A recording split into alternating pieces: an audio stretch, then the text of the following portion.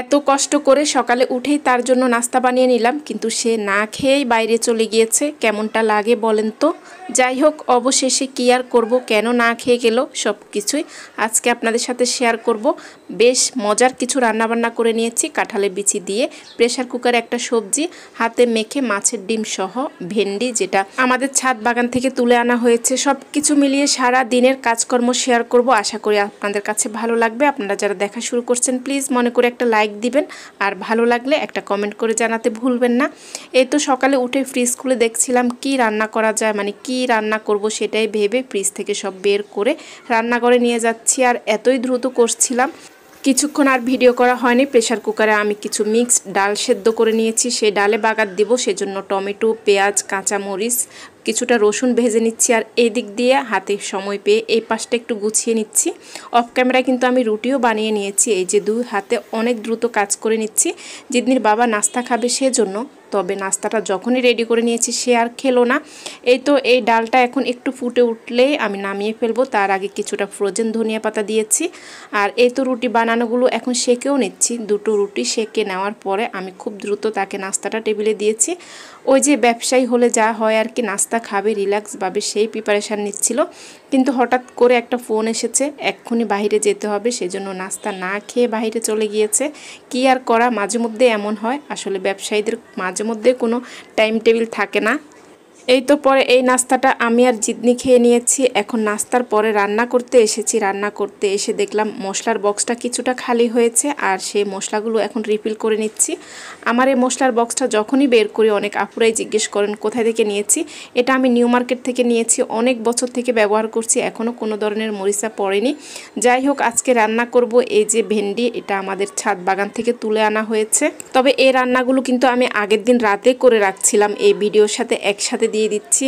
এই যে প্রেশার কুকারে সব মশলা কষিয়ে কিছুটা পানি দিয়ে এখন চিংড়ি মাছ দিয়েছি, আর এখানে কাঁঠালের বিচি আর চিচিঙ্গা দিয়ে রান্না করে নিচ্ছি। এভাবে যে কোনো সবজি কিন্তু প্রেশার কুকারে ঝটপট রান্না করা যায়। ভালো করে মশলার সাথে কষিয়ে তারপরে পরিমাণ মতো পানি দিব। একেবারে পানি বেশি দেওয়া যাবে না, কারণ সবজি থেকেও পানি বের হয়ে যাবে। এখন ঢাকনা দিয়ে একটা সিজ দিলেই কিন্তু রান্নাটা হয়ে যাবে, মানে খুবই সফট হয়ে যাবে সবজিটা।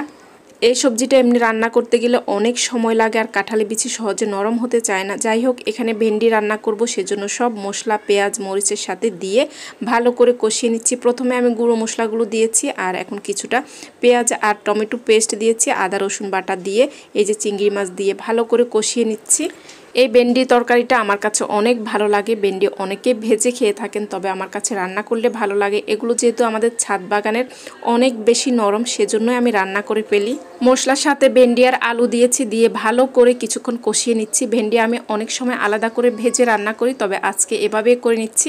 এভাবেও অনেক বেশি মজার হয়। ভালো করে মশলার সাথে কষিয়ে এখন পরিমাণ মতো পানি দিয়ে দিচ্ছি। এই পানিতেই কিন্তু রান্নাটা হয়ে যাবে। আমি ঢাকনা দিয়ে মিডিয়াম আছে কিছুক্ষণ রান্না করে নিব।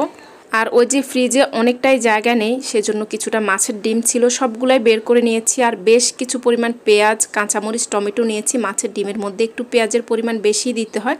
আর এখানে এখন পরিমাণ মতো আদা রসুন বাটা, হলুদ মরিচ এবং জিরের গুঁড়ো দিয়ে দিচ্ছি। মানে মাছের ডিমটা আমি ভালো করে হাতে মেখে তারপরে ভুনা করব। আর মাছের ডিমটা কিন্তু আগে থেকে আমি সেদ্ধ করে নেই, ওভাবেও করা যায়। আজকে একটু ঝটপট এভাবে করে নিচ্ছি।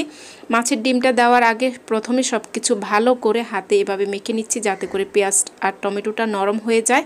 আর এখন মাছের ডিমটা দিয়েছি। মাছের ডিমটা একটা ছাঁকনির মধ্যে ধুয়ে আমি পানি জড়াতে রেখে দিয়েছি। আর সব কিছু এখন ভালো করে মেখে কিছুটা পানি দিয়ে চুলায় বসিয়ে দিব। এই যে মাখা হয়ে গিয়েছে, এখন চুলায় দিয়ে তেলের মধ্যে একটু ভাজা ভাজা করলে হয়ে যাবে। কিভাবে কি করছি সেটা তো আপনাদেরকে দেখিয়ে দিচ্ছি। এই তো চুলায় অন্য একটা কড়াই বসিয়ে পরিমাণ মতো তেল দিয়েছি। তেলটা গরম হওয়ার পরে মাছের ডিমগুলো দিয়েছি, দিয়ে কিছুক্ষণ ভেজে নিয়েছি তেলের সাথে। আর এখন পরিমাণ মতো কিছুটা পানি দিয়েছি। এই পানিতেই কিন্তু ভুনাটা হয়ে যাবে। এরপর পানিটা শুকিয়ে গেলে ভাজা ভাজা হলেই কিন্তু নামিয়ে ফেলবো। ওই যে প্রেশার কুকারে সবজিটা রান্না করে নিয়েছি, একটা শীষ দেওয়ার পরে আমি ভাপ বের করে নিয়েছি। আর এখন একটা পাতিলে তুলে নিচ্ছি। দেখুন কাঁঠালের বিচিটা কিন্তু পারফেক্টভাবে সেদ্ধ হয়েছে, একেবারে গলে যায়নি বা শক্ত থাকেনি। হঠাৎ করে কেউ খেলে কিন্তু বুঝবেই না যে প্রেশার কুকারে রান্না করা হয়েছে। এখন চুলায় দিয়ে আরও কিছুক্ষণ রান্না করে নিব, মানে ফুটে উঠলেই কিন্তু রান্নাটা হয়ে যাবে। আর এই তো মাছের ডিমটা হয়ে গিয়েছে, এদিক দিয়ে ভেন্ডির তরকারিটা হয়ে গিয়েছে। আজকের রান্নাবান্না ছিল এই সাধারণ খাবারগুলো, তবে অনেক বেশি মজার খাবার প্রত্যেকটা। মাছের ডিমটা আমি বাটিতে তুলে নিচ্ছি। এই তো একে একে প্রত্যেকটা রান্না হয়ে গিয়েছে, আর রান্না শেষ মানে একটা টেনশন মুক্ত। আসলে প্রতিদিন যত কাজই করি না কেন, বিশেষ করে আমাদের গৃহিণীদের একটা টেনশন থাকে কখন রান্না করব। প্রত্যেকটা রান্না শেষ। এই যে এই সবজিটাও কিন্তু অনেক বেশি মজার হয়েছে। আজকে আর খাবার দেখালাম না, এই রান্নাঘর থেকে বিদায় নিচ্ছি। সবাই ভালো থাকবেন। আল্লাহ হাফেজ, আসসালাম।